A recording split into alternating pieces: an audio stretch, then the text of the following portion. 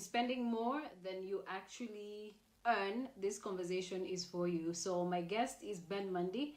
And guys, I think you're going to love this conversation as well. So, and for those of you who do not know who he is, I'm sure you're also going to learn more about what he's been doing. But if you have been, or if you used to read, or if you still read the standard paper, at some point he used to write a column in the standard paper. Ben, hi, how are you? Hi, Doreen.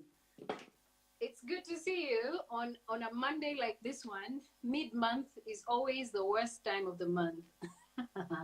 And the best time to talk about finances. Exactly, because around this time, even people have parked their cars home, they're taking mats to work, and even before COVID, this was pretty much the situation. Around mid-month, people's pockets are really dry. But tell me, from a financial perspective, how have the past 5 months been? Because people have really been talking about their finances and talking about how badly they've been affected by all of this.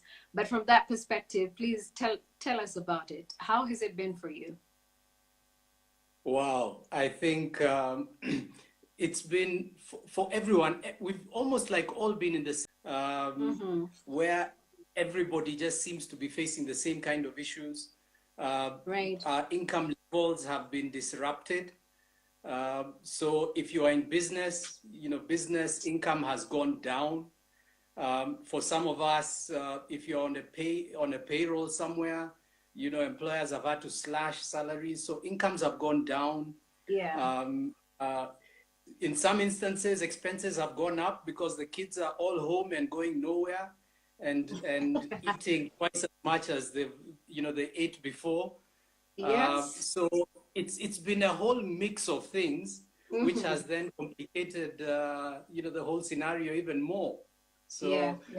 I think the bottom line is that it's really taken a very hard hit on people's finances. Right. And speaking of finances, I mean, to many of us, I guess we don't seem to really understand the concept of personal finance and management.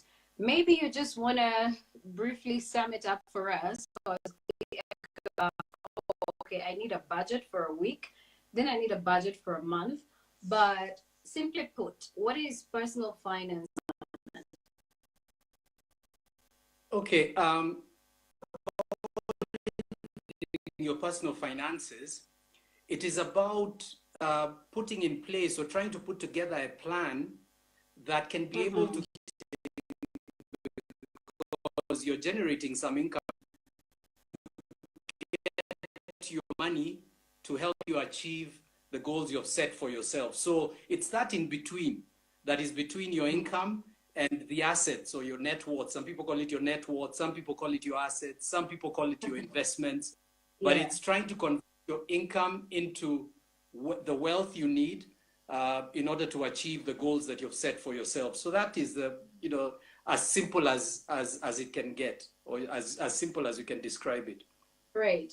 And then for many, they would be saying, so how exactly do I manage my finances? Because I earn this amount of money, but then I do not know how to plan for it. Every time it comes in, it's swept up in bills.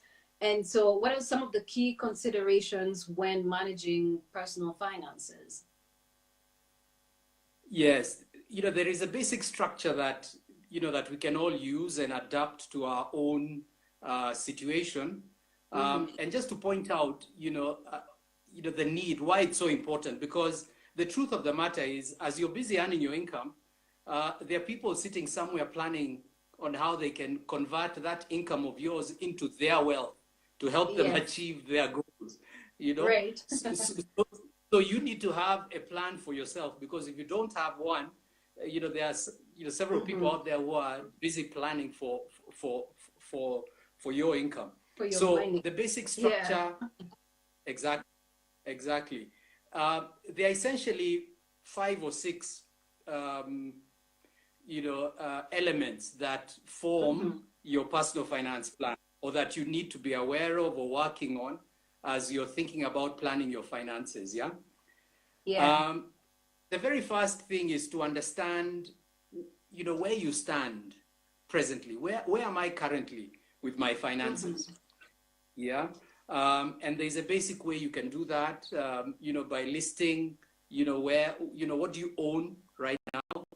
And so you own a car that is worth 500,000 shillings, you own a piece of land, you have a few shares. So what's the total value of the assets you own? And, side by side with that is owe, because you may owe people as well at this point in time. So it's basically trying to measure how much wealth have I accumulated so far, and listing them in that format that I've said, your list of assets and your list of liabilities, and what the net figure is from that computation, which then tells you I'm worth X shillings. And that is what I have available right now.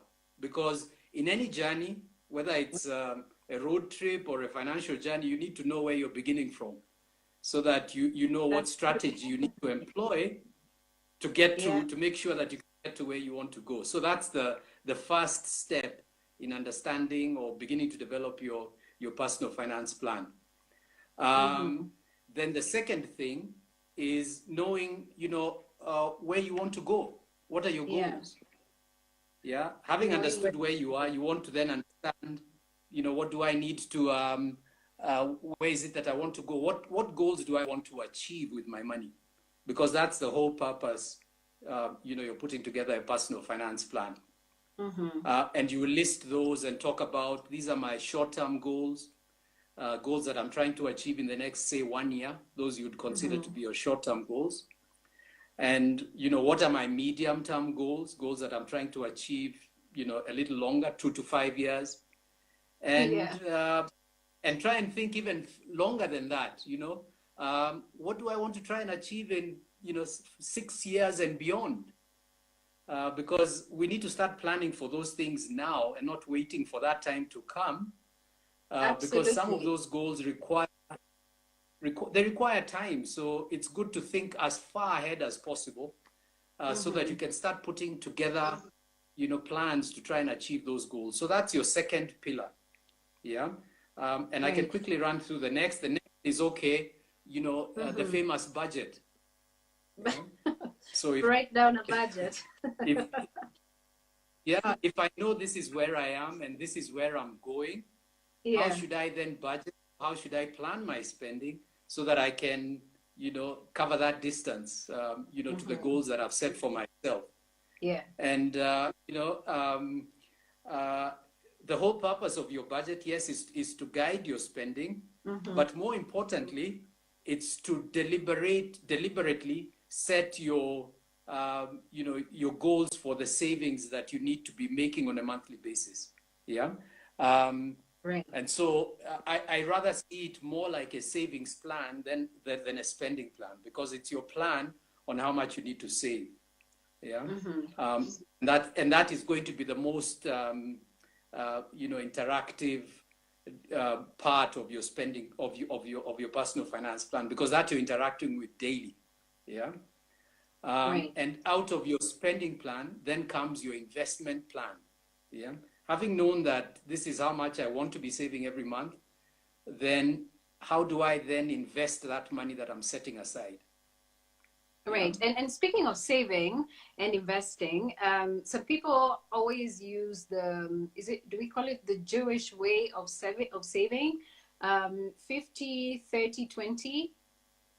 But from your point of view, which one do you think should be best? Should we spend 50%, save 30%, invest 20%? How exactly should it go?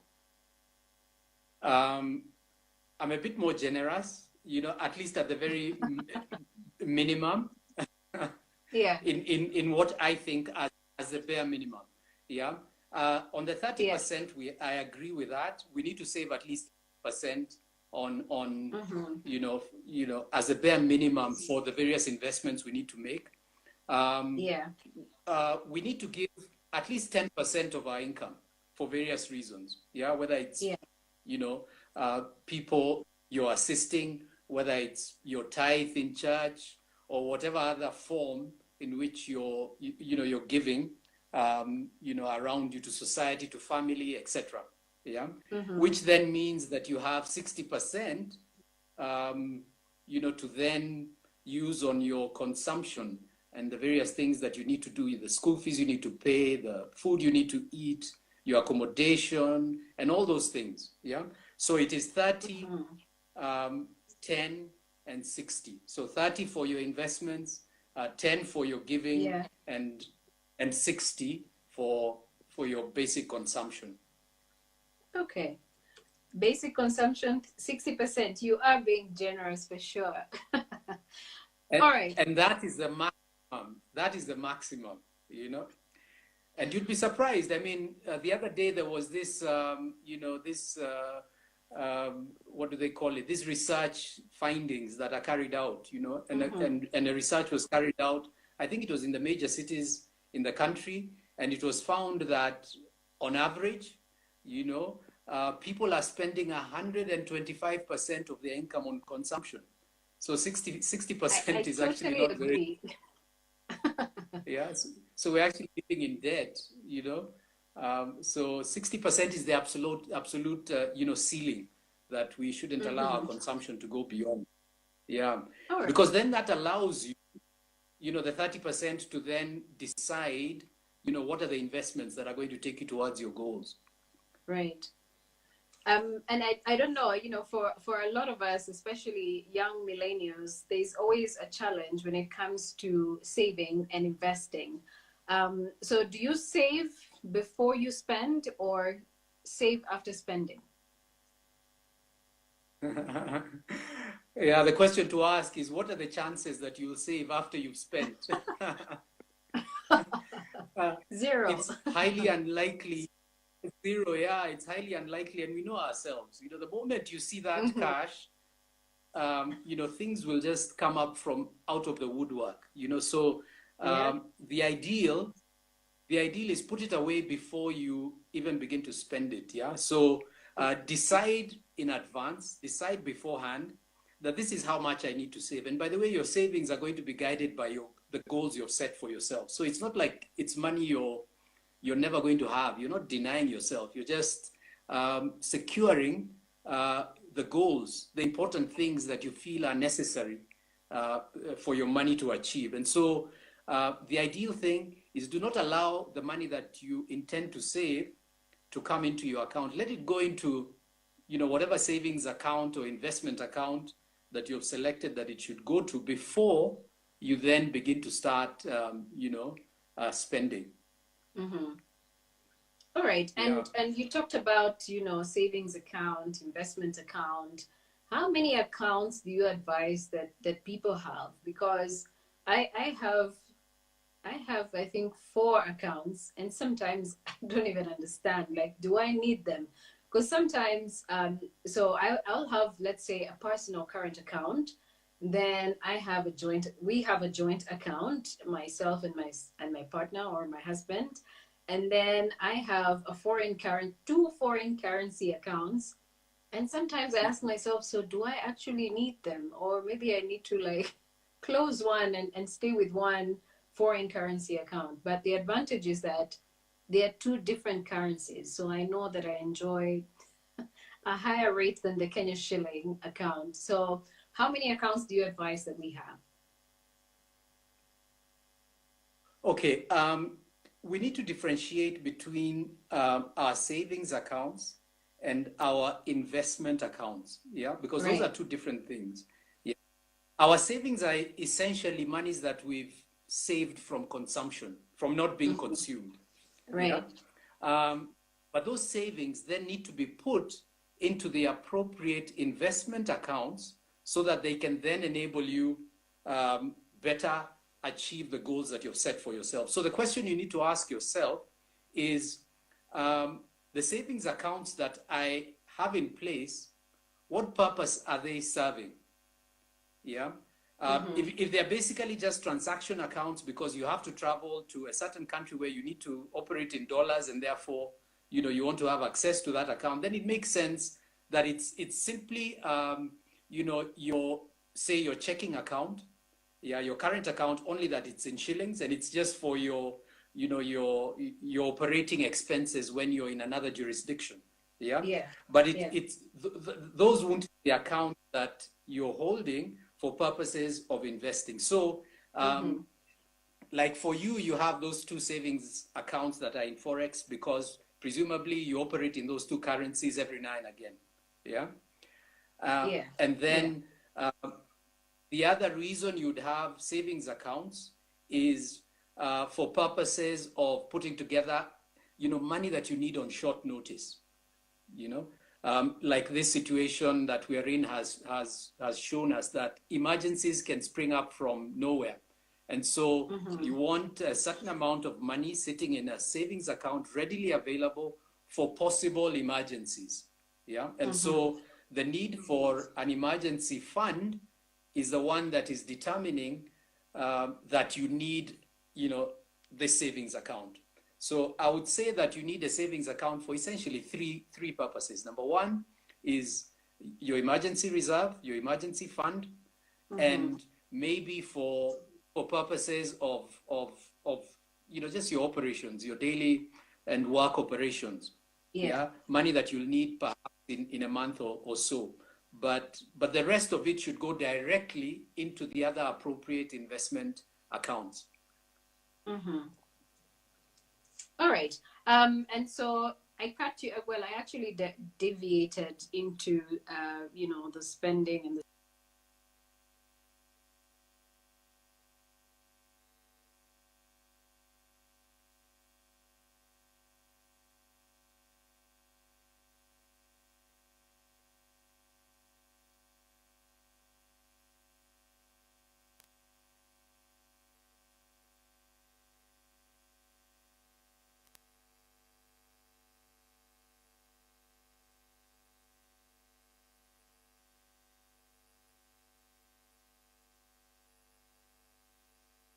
into. Will they be going into the savings accounts we were talking? Should I put that money into shares? Should I buy a piece of land? Should I put it into a business?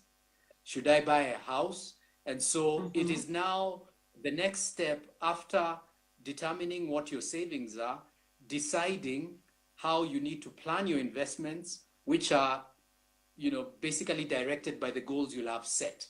So the goals you'll have set will determine, you know, what are the appropriate investments, you know, for those savings. So that is the fourth pillar or the fourth element of your personal finance plan.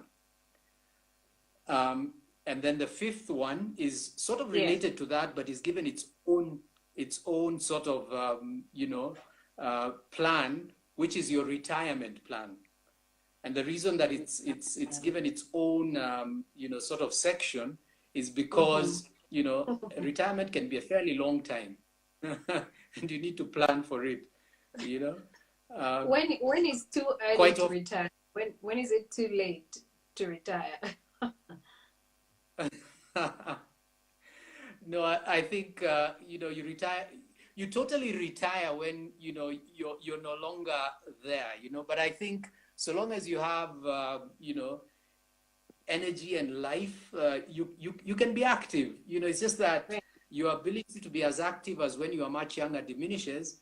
But in terms of the skills and whatever else you have to offer, you'd still have it for a fairly considerable time. But planning for that time of retirement needs to begin as soon as you begin to earn your first shilling. Now. Oh my word. So are you saying that I'm too late into the game of saving for my retirement? Well, I know there's pension that I haven't touched, pension fund I haven't touched, but do I need to separately plan for retirement? Yes, you need to think very deliberately about what your retirement is going to be like, you know. Where do you want to live, you know, during your retirement? Because that's going to... At the beach. You know, at the beach, you better start saving as soon as we end this live. For a beach house. Yeah, so you need to think about things like that. Where are you going Yeah. to live? You, how much money do you need to be generating to maintain the lifestyle? If you're living by the beach, you're already predetermining the kind of lifestyle that you want to live. You Right. know, how much travel do you want to do? What will you be doing during your retirement? Because we're not just going to retire and sit back at home. We'll be engaging in some kind of activity. So, Yeah. how much is that going to cost? So there are various things. Um,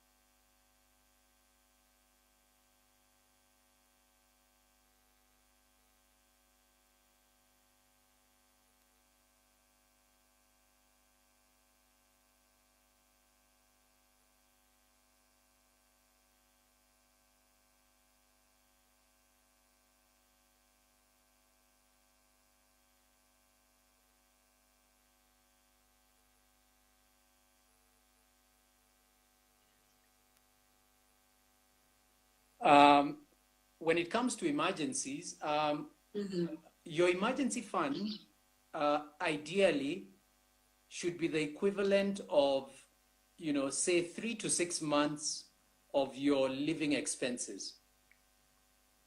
3 to Yeah. 6 months of living expenses.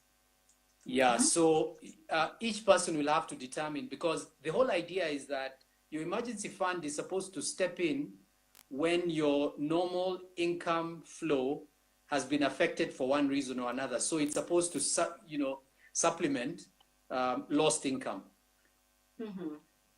So basically what we are saying is your emergency fund should be able to last you up to 6 months, because the assumption is within 6 months you should have been able to sort of like re-strategize and get back on your feet, etc. Yeah. Right. Corona is teaching us that perhaps 6 months is not even enough. Yeah. So that will determine what your emergency fund for, and you can then that I want to build that emergency fund over the next 6 months, over the next 12 months, and that will then determine how much of your income you need to be saving. Yeah. All right. And when it comes, you yes, said 3 to 6 months living expenses. How about those who cannot even afford to save at all? Because there are people who earn and spend, because they don't earn much, so they literally spend out everything.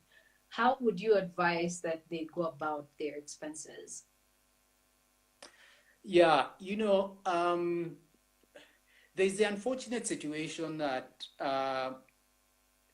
certain people find that their incomes are so low that a basic, call it existence, is a huge struggle, such that talking about savings and what we are talking about is a far-fetched, thing. And in those kinds of situations, it's more about how can those people be empowered to increase their ability to generate income than it is about managing finances, And so, it would almost be in bad taste to speak to them the way I'm speaking to you, because they would need to be assisted in becoming more productive, in perhaps trying to generate more income, in trying to be given, you know, that hand up, you know, that step up to be able to generate a bit more, to be able Right. to live, you know, at least at a basic level before they can then get to a situation where they're being able to invest and to save and invest. All right. And when is it right to start saving for investment? Because we've got an audience that is mixed. Some are 18 years old, some are 25 years old, others are in their 30s, their 40s, and we have some who are in their 50s as well. So when is the right time to start saving? Is it from the moment as well that you earn your first shilling? Saving for Ideally. investment. Yeah. Yes, ideally that should be the best, the first time. But remember, you're not saving because it's simply a good thing to do. You're saving because you have goals that you're trying to achieve. Yeah. Yeah. You're saving with a goal in mind. And so from the moment you have a goal in your mind that you're keen to achieve, you need to be ready to set aside some of the money that you're earning towards that goal. Yeah. So the ideal time to begin to start saving is the earlier of when you start earning or when you start having goals for yourself. Yeah. So the moment you start.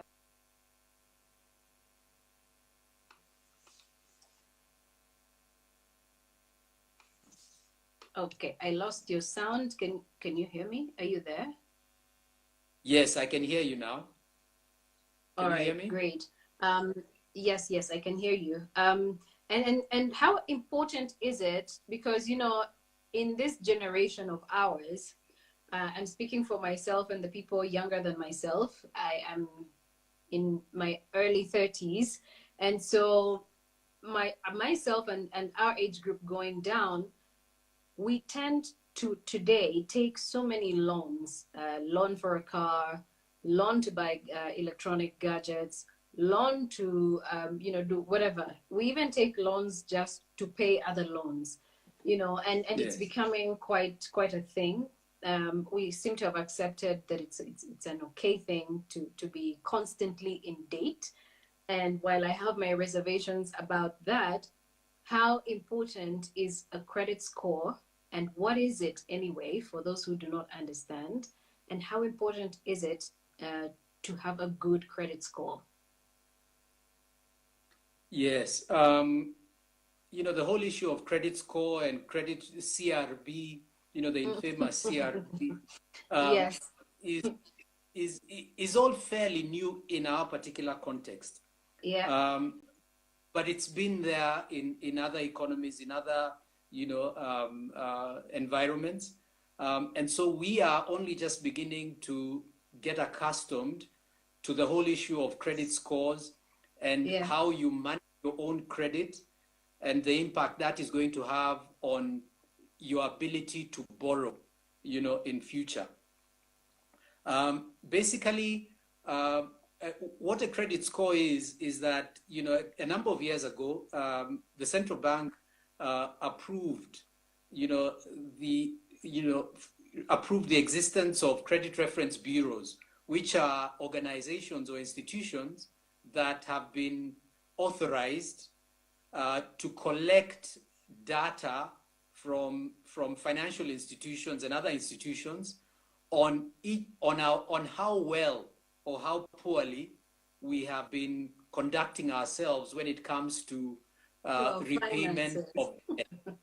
Yes, yeah, and from that information, they are able to sort of score you, and give a score about how good a debt repayer you are. And then banks now use that score to determine your credit risk and whether or not they will be willing to give you a loan or any kind of credit, and if so, how much interest should they charge you based on how risky you are. And so the more risky you are, the likely it is that the interest that you shall be charged will be higher. Right. So it is in your interest that from the moment you from the moment you take on that, you determine to abide by the repayment, requirements.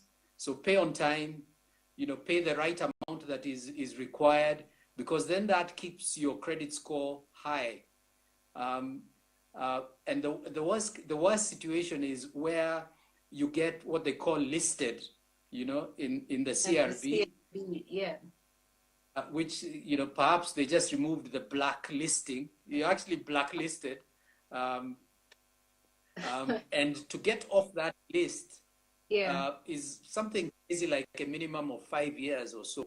And so the fact that you got blacklisted 5 years ago will be available for people to see, people who perhaps are about to lend you money. And so it takes a lot to then get out of that blacklist. Avoid it in the first place. Right. So should we avoid loans altogether, or we should just take them and make sure we pay up on time? It's very difficult to totally avoid taking loans,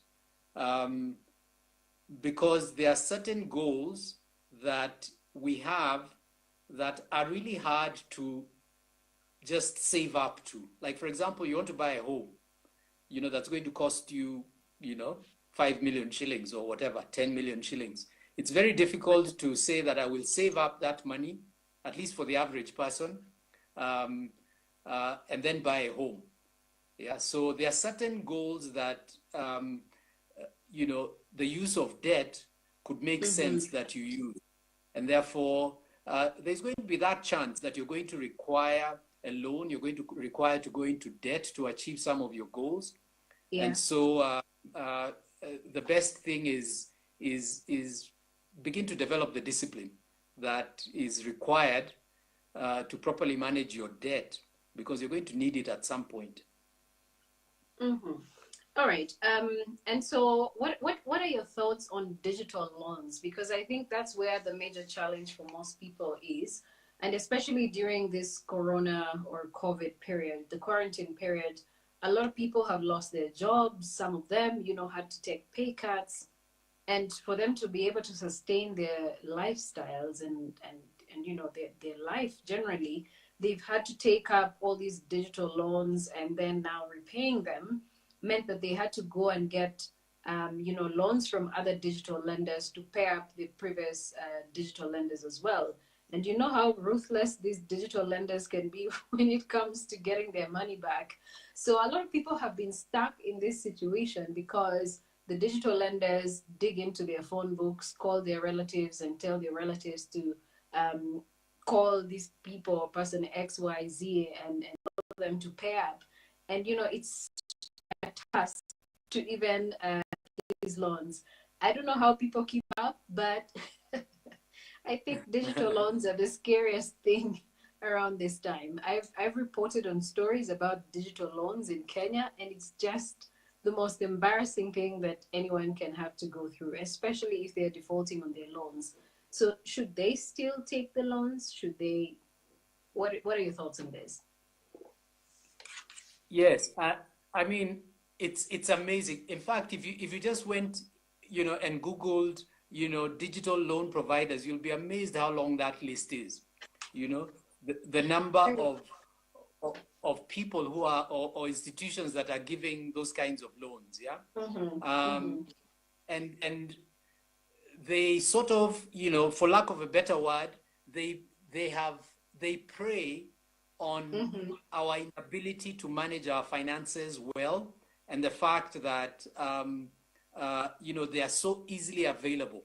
Yeah, they are so conveniently, you don't need to go through a lot of paperwork and everything to get them. And so the ease with which they you can get them, and the fact that, a lot of us are, trying to make ends meet, therefore there's a captive market for them, then makes, that business for the people on the other end, the people who are providing those digital loans, makes it a very lucrative business for them. Yeah. So they are we need to be very careful about them. Yeah. Right, right. Because, like you say, they can snowball into something that becomes extremely difficult to manage. Yeah. And then you're left with a huge task of who do you pay first, and they're, they've covered themselves because they have all these people they can call and create, a situation for you. Some of them can actually report you to, to CRB if they are, properly approved as lenders to provide that. Yeah. Mm-hmm. And so the more formal ones can land you in the blacklist of CRB. So ideally, they ought to be avoided. That would be my, Right. primary advice. And if for Right. any reason they have to be used, um, they need to be used, one at a time, or perhaps stick with one and use it, the way you'd use your credit card, Yes. you utilize it and pay it off Mm-hmm. before you utilize it again. Yeah, rather than, use it as an open source of money that you don't own. For when you're in a fix. All right. So now that you've mentioned that, what do you think are some of the mistakes that you have observed over time that young people, financial mistakes that young people are constantly making, and that you think we need to do differently? Because I know that maybe I'll use myself as an example, and maybe I represent a whole lot other people out there. In my 20s, my early 20s, between the ages of 20 and 25, I started working, I guess, at was it 19? Yeah, 19. The truth is, I never saved a single coin. If I saved it, I Mm. saved it for a month, and then, or maybe a year at most, and then I spent it out. And sometimes I thought that maybe buying a car was a better investment than maybe I should have probably started paying out a mortgage at that point, because I think I overspent in my early 20s. And now I look back and I'm like, maybe I should have done things differently. So what advice do you have for us young people? What are some of the mistakes you think we constantly make time and again, and then later we regret to an extent? Not really regret, but think we should have done things differently. Yeah. Um, I need to tread carefully here. Um, Yes, you do. I think, taking your example, and we were young ourselves also at some point, Yeah. uh, a lot of, a lot of the providers of what we call consumption in the Yeah. economy target the young people. Yeah. Mm-hmm. Whether it is entertainment, whether it is, clothing and other things to make you look good, whether it is just basically things that, just entertain you and keep you happy. Yeah. There is a ruthless attack on young Yeah. people, and therefore, the 100 or so billion shillings that is spent in our economy on marketing and promotions is to a very large extent directed at young people. Mm-hmm. And so, even from the outset, even before you begin deciding, okay, what do I want to do for myself, you're already up against it, because there is all of this very direct and as well as very subtle pressure that is being put on you to spend money in ways that have nothing to do with your financial future, but have everything to do with making you feel good for now. Yeah. And so that is number one. So there is a lot of attack, call it attack, on your money with people who have, the people we talked about who have plans for your money. The ones who plan for your money. Yeah. And then I think also at a young age, we're very impressionable. We're also very, likely to be in a situation where, we're trying to measure up to one another. And so society's expectations, yeah. Society's expectations, we're influenced a lot by one another. We're trying to keep up with the Joneses. The Subaru seems very attractive, and the apartment in Kileleshwa, and so image plays a very big part also. So just our basic makeup as young people, and the fact that we want to explore, we're trying lots of new things, we are on the fast lane, etc., all of that contributes, to making it that much more difficult at that age to have your plan going the way that you'd want it to. But the earlier we're able to start thinking, and it's a good thing that you're having this, this live conversation, because, the young people who will be listening and listening in can begin to slowly put that together, because then you counter all of these things that I'm mentioning. You may not totally overcome them, because, there are certain realities that you have to face, but you can have something that can counter to a significant extent those things that are working, against your financial progression. Yeah. Right. So those are the sorts of things that, sort of make it, a lot harder when you're much younger. And then one of the other big things is that we think we have a lot of time. We think, I'm still young. I still have time on my hands. And before you know it, several years have gone by, and you wonder what happened. You're right. Yeah. Yeah. All right. And so in this case, what would you advise that we do? Should we live intentionally, but doesn't that put too much pressure on us, or too much pressure on young people when they have from the age of 22, save up 30%, invest 10%, or the other way around? And that it feels like it's too much pressure, because already in the African setting, a lot of young people are paying black tax, sending money back home to help the old folks. And so it becomes like a recurring issue. It's already a responsibility. Even when they do not have families, they're still doing this. So what would your advice be? Because amid all of these things, they would still need to save up and still also help, families back home and do all these things. So what's your advice to young people in that category? Those are very real situations where, what you're calling black tax is definitely there. You're not going to be able to lock yourself away and just think about yourself.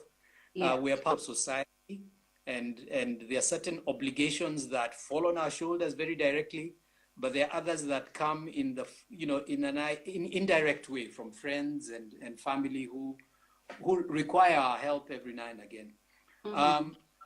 But the thing I'd say is, and also the reality is, you have a better chance to save much younger than when you're a little older and you have now other responsibilities, very direct responsibilities, fall on your shoulders. And so chances are that you'll be better able to save now than you will be later on.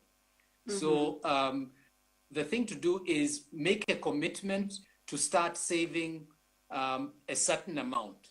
Yeah, even as you begin to put the plan that I've been talking about together, just make a decision that this month it can be 10%, it can be 5%. The principle of success breeds success. The moment you start being a successful saver of that 500 or that 1,000 or that 2,000 shillings, that then makes it a little easier the following month, to save the same amount or a little more, and that success in that area then breeds further success. But perhaps the greatest motivation you as a young person would have to save is for you to write down the goals that you have for yourself. Yeah. And just say, look, and even some of those goals may be to help mom do this and that, or it might be to take my younger brother, through this course that is going to last 6 months. Yeah. So that it ceases to be a black tax and it becomes a personal goal that you've set for yourself. Yeah. And so even as you're doing it, you're actually achieving a goal that you've set for yourself because it is something that you need to do, or you feel that you need to do, and it can be part of or amongst the other goals that you've set for yourself. So you'll be setting aside that 1,000 shillings or that 2,000 shillings that is to go towards helping XYZ. But at the same time, you have a very compelling goal that you've written down for yourself that you want to achieve in, say, a year's time, where you want to have, to be able to, to achieve, be able to pay perhaps your first term's fees, in a course that you want to do. And therefore, alongside putting away the 2,000 for the help that you need to give back home, there's maybe another 2,000 shillings you're putting aside for your first term fees in a course that you want to do in a year's time. So all of those become part of your savings plan, yeah, and your investment plan. And therefore, you're then being driven by your goals. In fact, at the very center of your personal finance plan has to be the goals that you want to achieve with your money.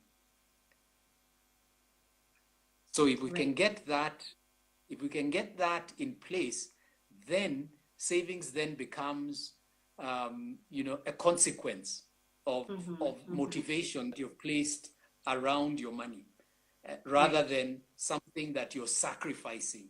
Yeah, it's actually something that you're driving with the goals that you've set for yourself. All right. So that would be sort of a general guide. Okay. Let's take some questions, maybe 2-3 questions, because I'm seeing the time is not really favoring us, but I have learned so much from you as well. And I think everybody else who is listening into the conversation agrees with me.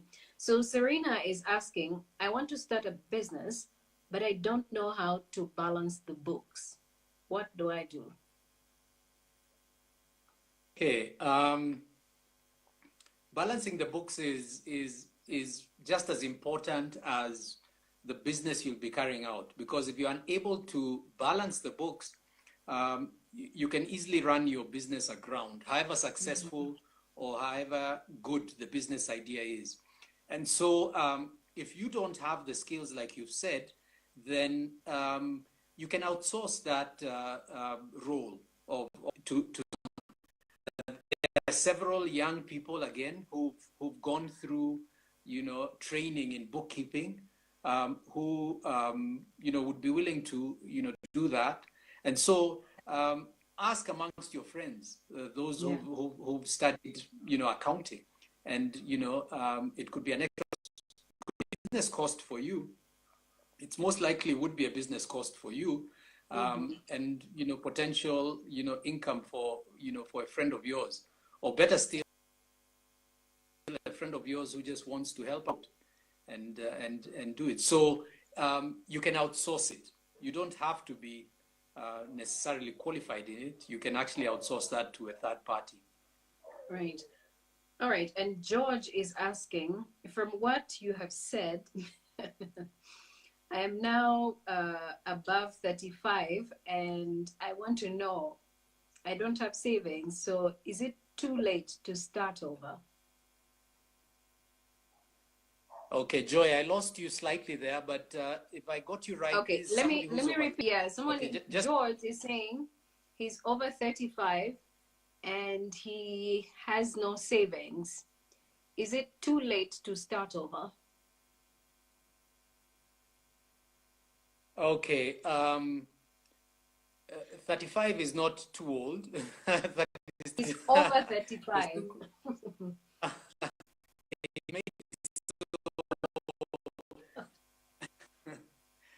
It's never too late. Yeah. Wherever you are, I think to choose not to begin is putting yourself in a worse off situation than you might think you are in. Right now, having not saved as much as you would have. So I think the proactive and the better thing for you would be to begin to save now and begin to put together the plan that we talked about and start putting monies aside and decide for yourself, okay, what goals do I have for myself in the years that I have ahead of me? Yeah, because remember, you still have your retirement coming up. You still have various goals that you want to achieve. And remember that even as much as you've lost some time that you perhaps do not save as much, you've gained in some other way, in the sense that, you know, you've acquired skills, you've acquired experience, you know, there are things that you've gained that you can then begin to think, how can I monetize all these things and begin to play some kind of catch up from the point at which I am. Yeah. And so there's still plenty of opportunity. Do not cry over spilled milk. I think begin to grab on the opportunity that lies ahead and just pick up, you know, the pieces from where you are right now and begin to save and invest. All right. There's another question here from Vicky, who is saying, my savings only take 2 months, and I recently lost my job because of the downsizing of the company that I worked at. What is your advice to me? Okay, number one, congratulations that you do have an emergency fund that can last you 2 months, because the truth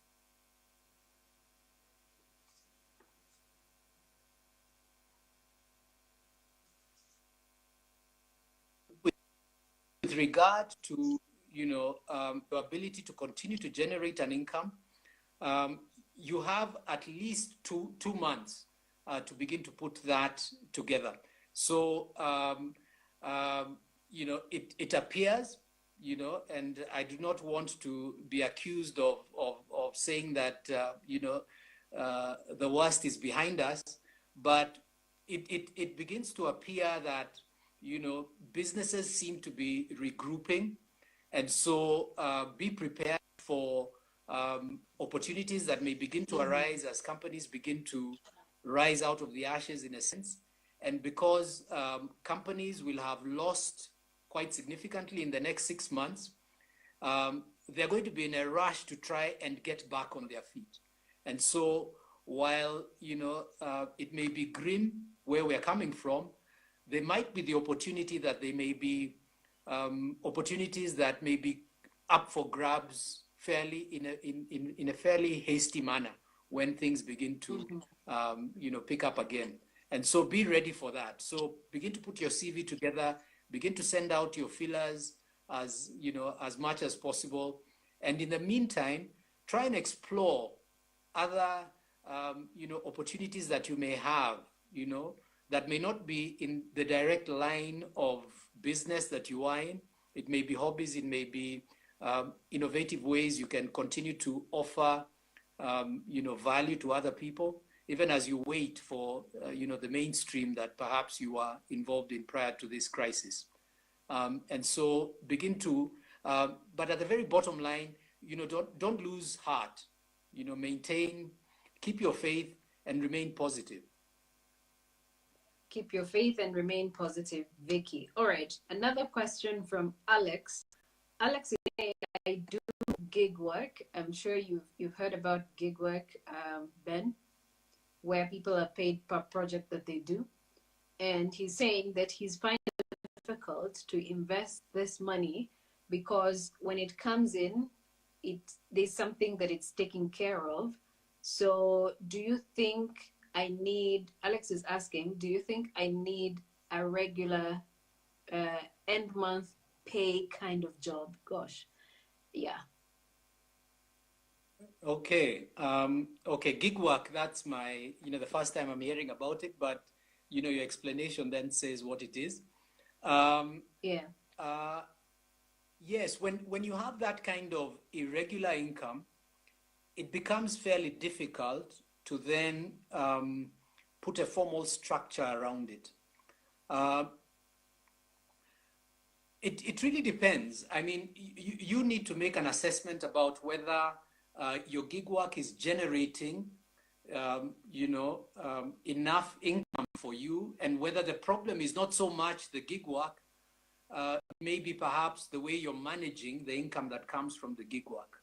Right. Yeah, because you may go into, a regular job that pays you a regular income every month, and unless, the underlying issue is resolved, you may find yourself in the same kind of scenario. It doesn't mean that because you have a regular income, therefore, you're going to be able to regularly save. Saving is more about, a discipline your income comes.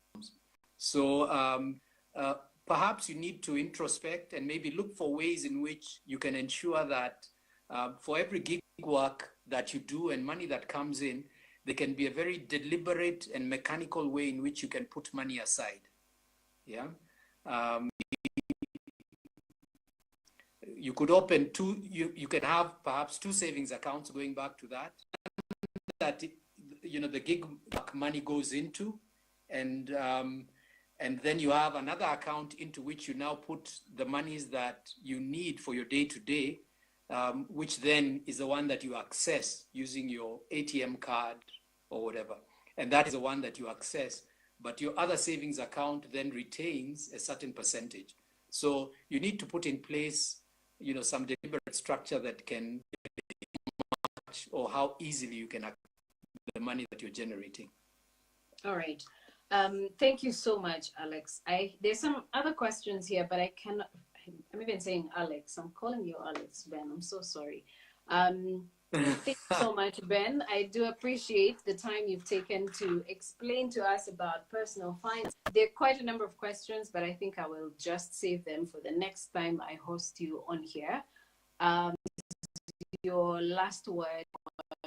Thanks so much, Doreen, for Joy. Doreen, is it Joy, Doreen, or just Joy? Whichever one. Any one of the three. Yeah. Thanks for hosting me on your live cast. What I would say as a parting shot is the time to begin to plan your money is now. Quite often we think that, when I get a bit more money, then I can begin to plan for it, Yeah. But, what we've learned over time is that more money doesn't solve any problems. You may get more money, but unless you have dealt with the underlying issues, whether it may be your financial discipline, whether it might be the fact that you don't have a proper plan into which your money can go into to help you put that structure together. Yeah, begin to understand where you are financially. Begin to write your goals. Begin to have some form of budget that can guide your spending. Yeah, and then begin to explore on the various investments, because there's so much information out there you can learn from.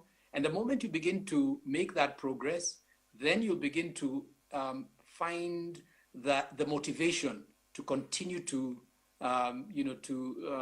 make the necessary sacrifice. Because ultimately, one thing we need to accept is that sacrifice, some level of sacrifice is going to be required of us to begin to make the financial headway that we would like to see in our lives. And therefore, let's begin to open up to the fact that we're going to require that sacrifice, have a plan around it, and then have an attitude of positivity.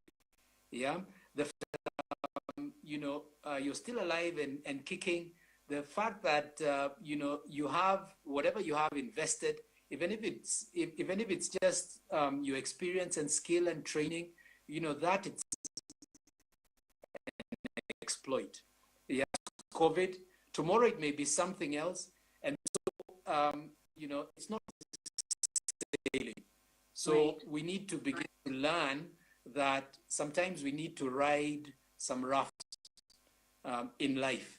The fact that I face a challenge doesn't mean it's the end of my journey. My journey still continues. I may need to take, have. I may need to go over a bump or into a pothole, but the journey continues. And so just feel encouraged, and be deliberate about the plan that you've put around what you want to achieve. All right. Well, thank you so much, Ben. We get in touch with you when we want to get in touch with you. Okay. I'm on Facebook at Ben Mundy. Mm-hmm. Have a Facebook page that gives stretch your shilling. So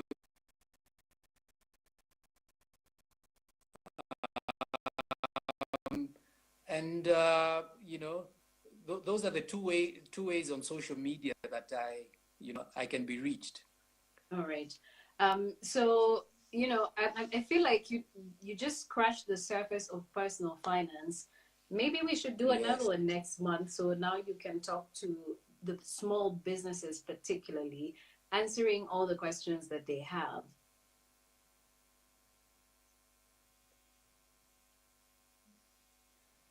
Because there were so many questions from the small businesses. So maybe we should spare some time next month where we can talk to the small businesses particularly. Sure. I'd be happy to do that. All right. Okay. Thank you so much, Ben. I do appreciate it. It's been an honor hosting you, and I've learned so much. I think what I'm taking out of this is that without sacrifice, there's nothing that you can do. You have to sacrifice if you want to be able to have some sort of financial security. Let me read a comment here. Leon Vic, you're saying this is really quite very incredible. Hey, how many words have you used? Really quite very incredible. All right. And he's saying I'm a finance specialist, but for sure I have equally learned something or seen this subject in a different perspective. And Stellan Kyoko is saying, amazing. I have learned much. And I think I saw a comment from South Africa. Diana Huzuk is from Durban in South Africa. She's saying, thank you, Miss Bira. Most informative. And to all of you guys who have kept on for this conversation, I'm seeing Daniela Dante, who is saying, please save this live. Yes, I'm going to save it. If you want to access it, you can find it on my IGTV, and it's going to be produced and posted on YouTube as well and transcribed into a podcast. So I'll be sure to share with you the details in coming days. So thank you so much. I'm seeing Janet Mbugua also on here. Hey, Janet. And I'm seeing APAS from Uganda, who is a musician. Thank you, guys. Thank you all so much for watching. I do appreciate this. Ben, thank you so much. It's been an honor. I do appreciate, and I know that you're busy, but you spared an hour for us, so I don't take it for granted. Thank you so much. Thank you so much, Joy. It was an honor being on your show. Okay.